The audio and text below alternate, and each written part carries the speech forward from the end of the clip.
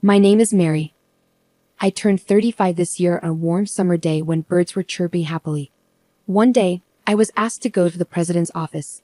The president is actually my mom. I'd accidentally called her mom instead of boss because I was surprised. She seemed annoyed by the heat and didn't even look at me when she spoke.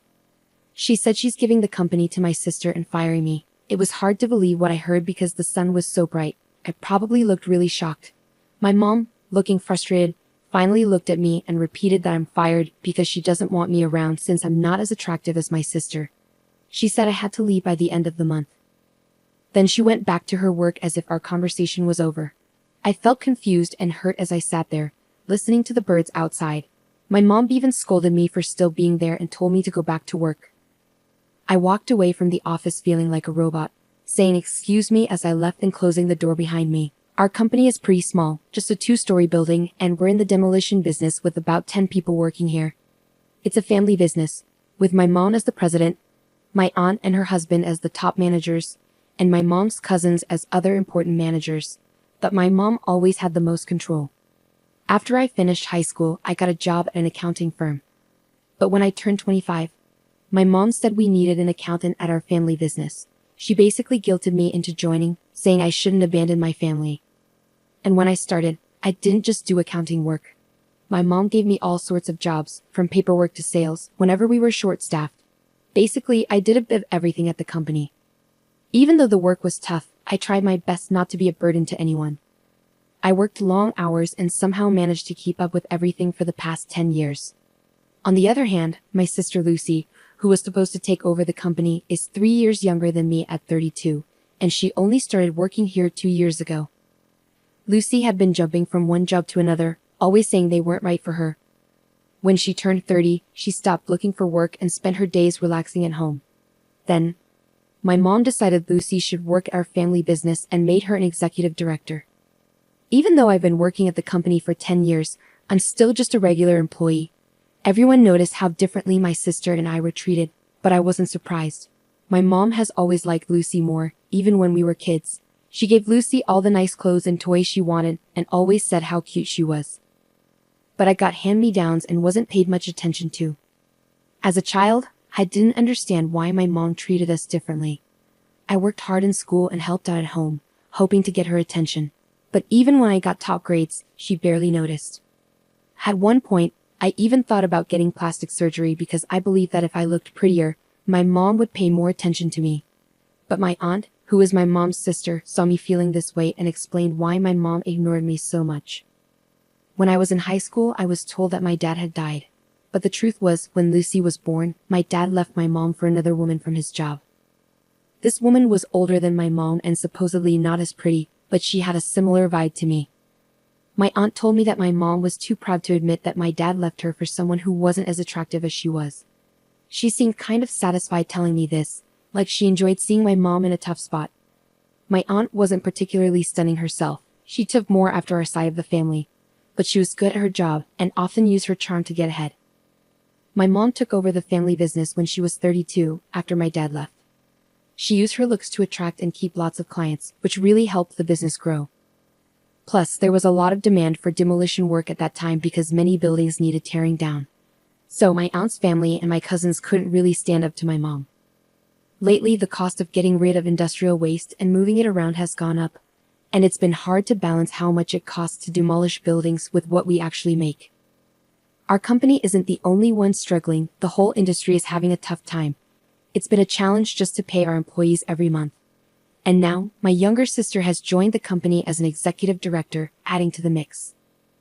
I wondered how my mom planned to pay my sister's salary, but she just said, "We'll cut your pay to cover hers. We're family, so it's natural, right?" I pointed out that even if they cut my pay, it wouldn't be enough to give my sister the salary of an executive director. But my mom didn't care. She told me it was my problem to figure out. I timidly suggested that maybe my sister should start as a regular employee. My mom gave me a harsh look and scolded me, saying, "Who do you think you're talking to? This isn't your business to interfere with." At that time, we all lived together. My sister didn't contribute anything to the household, while I paid $1,500 each month to help out. I've been helping around the house since I was young to support my busy mom, but my sister never did anything, acting like it was normal. "Hey sis, is dinner ready yet?" Lucy would ask when I was working late. When I told her to make her own food because I was busy, she'd say, "But I don't know what to cook. You're the one who knows the kitchen best, right?" I don't want to get in trouble for using it without asking like last time. She never bothered to try cooking. Instead, she used that past argument as an excuse to avoid doing anything around the house. So, I often had to rush home to cook dinner before going back to work. My mom usually didn't cook either. Even when I made meals, she'd often eat out, choosing whatever she wanted. Lately though, she was going out to eat with Lucy more, so I didn't have to cook as often. But now, we were spending more money on entertainment, which was causing new problems. My mom, who was now 63, was starting to complain more about feeling sore and the effects of drinking too much. It was around this time that I was called into the CEO's office and told, "I'm giving the company to Lucy. You, who aren't as pretty, are fired." I could understand why my mom chose Lucy to take over the company, considering her past behavior. Lucy was 32, the same age my mom was when she became the CEO. Maybe my mom thought Lucy could use her looks to get things done, just like she did. But I couldn't accept being fired because of how I look. Even if my salary went to Lucy, it didn't seem fair. When I talked to my aunt about it, she already knew Lucy was going to be the CEO, but she didn't know I was getting fired. After thinking about it, my aunt said, "I'm not sure, but it seems like Lucy doesn't like that whenever she says she'll do something at the company. Everyone says it's okay because they know Mary will help. Maybe that's part of the reason." No, it's because everyone stopped asking Lucy for help since she always does a messy job, right? Lucy was really bad at her job. She often missed deadlines, messed up phone calls, and made lots of mistakes in her work. Even though she had some experience, she didn't seem to realize how bad she was. Maybe because people always overlooked her mistakes because she was pretty, she never thought about improving. My aunt agreed, saying, "That's true. But I think Lucy sees you as a bother." She added sadly, "But I never imagined they'd fire you. Without you, the company won't be able to work properly." She seemed worried, but didn't argue with my mom, because she knew she wouldn't win. I felt disgusted knowing my aunt was related to me by blood. "So basically, both my mom and sister hate me, right?" I said bitterly. My aunt didn't know what to say, so she suggested, "Well, your mom is terrible, but maybe you'd be better off working somewhere else with all your skills. It's a waste to stay here." Standing in the car, bathed in the red glow of the summer evening, I stared into the distance and felt a sense of relief. Maybe it was okay to let go. I turned to my aunt and said, "You're right," with a big smile on my face. It was the first time I'd smiled genuinely since I started working at the company. My aunt looked a bit confused by my smile, but she returned a sad smile. As I worked on handing over documents and organizing files so that anyone could understand them, the end of the month came quickly. When I went to the CEO's office to resign on time, the sound of birds was gone, and my mom and sister were happily chatting.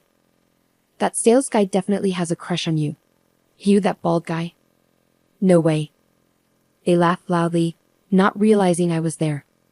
When I cleared my throat, they finally noticed me. My sister looked at me curiously and said, "What's up?" "We don't need dinner tonight. I'm quitting today." "Thanks for everything," I told them. "Oh, was it today?" "I forgot."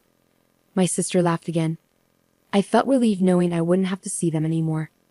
"I'm moving out too, so take care," my mom replied mechanically, with no emotion. I closed the door, and from inside, I heard my sister say, "Now we won't have to deal with that annoying face anymore." In my heart, I whispered, "Just you wait," and left the company I'd been at for so long. A week later, after finishing some paperwork for school, I checked my phone and saw 14 missed calls from my mom in just 2 hours. I didn't call her back because I had a bad feeling about it. I put my phone on silent and went home after finishing my other tasks. The missed calls from my mom kept piling up, and when I checked the next morning, there were a total of 80 missed calls. The last one was after 2 a.m. But I didn't even consider calling her back. She was like a stranger to me now, and I didn't want to hear her voice at all. I even had thoughts that if I heard her voice, I might end up doing what she wanted. After all, she had controlled me for 35 years. So I ignored her calls with all my strength, trying to break free from her influence. I could have blocked her number, but I thought keeping the calls might be evidence of her behavior if something happened. At first, getting almost 100 calls a day was tough, and I hated seeing them come in. But over time, I started feeling satisfied. imagining my mom's frustration with each unanswered call. It made me realize just how badly she had treated me. The year went by like this, and eventually the calls from my mom stopped. I had no idea what was going on with her. During this time, I worked part-time while studying online to become a tax professional, and I passed all the exams. I recently got a job at a top tax consulting firm. My experience in the very tasks I did at my mom's company helped me see the bigger picture, which was a big advantage in my new job. I was grateful for all the hard work I'd done at my old company over the past 10 years, especially now. The people at my new job are great, and we all work together well. It's a big change from my old job.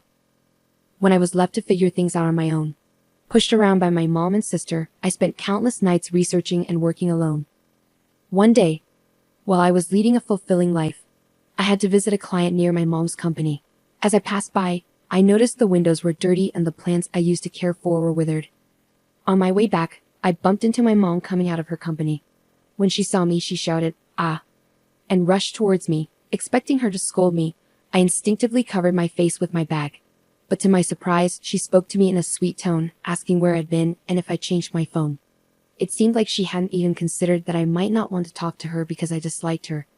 Given everything she'd done to me, I couldn't help but wonder about her thought process. Ignoring my confusion, she continued, "Oh, but it's a good thing I saw you. Look at the state of this company. It's awful, isn't it? You can start working here again from tomorrow. I'm not mad, you know. So I forgive you for leaving a year ago. Please come back to work tomorrow." It took me a moment to process what my mom had just said. Did she only see me as a little child who adored her? Mom, I'm already working at another company, and I'm happy there," I said hesitantly. But instead of understanding, her face twisted into anger, and she yelled, "What? You're telling me you're working somewhere else while our company is struggling? I don't care about other companies, you belong to me, got it?" Causing a scene in the street. "Wait a minute, you're the one who fired me, remember? What about Lucy? What happened to her?" I asked. My mom snorted and said, "Oh, Lucy. I thought she'd be useful, but she got caught having affairs with 3 men from our main client. Our business with them ended quickly. I tried putting her in clerical work, but she couldn't even clean properly and was useless at accounting. Because of her, we couldn't even hire someone else."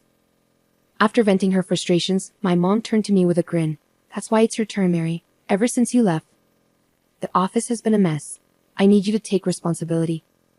I had made a thorough handover manual before leaving and explained everything to Lucy. But I doubted Lucy had even looked at it, and I was sure my mom hadn't heard anything about it either.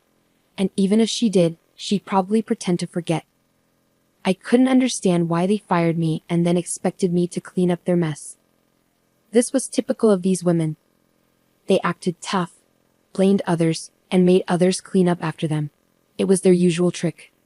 I bit my lip, thinking of the kind people I worked with now, and I swore to myself that I wouldn't succumb to this pressure anymore.